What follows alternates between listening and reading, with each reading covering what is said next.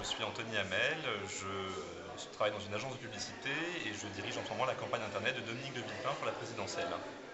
Alors, débat ce soir sur le fact-checking et notamment son rôle dans la présidentielle. Ce qui est intéressant, c'est qu'on peut, je pense, selon moi, distinguer deux grandes formes de fact-checking, ce qu'un autre intervenant a appelé le data-checking, c'est-à-dire soumettre les propositions des politiques à la donnée, à sa force, à sa rigueur, ce qui permet de vérifier que les politiques avancent bien et avancent à découvert sur des chiffres qui sont partagés par tous, et le fact-checking qui est davantage finalement une notion de transparence ou de cohérence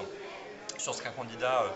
a pu dire, a pu faire, a pu accomplir par le passé, et ce qu'il propose aujourd'hui pour vérifier que tout est en cohérence et éventuellement, de la part de ses opposants, attaquer sa crédibilité. Maintenant, ce qui est important pour moi comme conclusion, et c'est un petit peu le message que je voulais délivrer ce soir, c'est que si le fact-checking permet de rajouter ou de réintroduire un peu de raison, un peu de rationalité dans le débat public, il n'enlève rien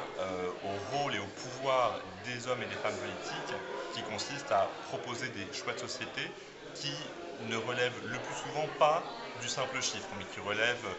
d'éléments symboliques, d'éléments culturels, de véritables partis pris. Et là, finalement, le chiffre n'a plus son rôle à jouer. Le chiffre est là pour vérifier que tout le monde évolue dans la même réalité d'une certaine manière, mais pas que un tel a raison ou qu'un autre a tort.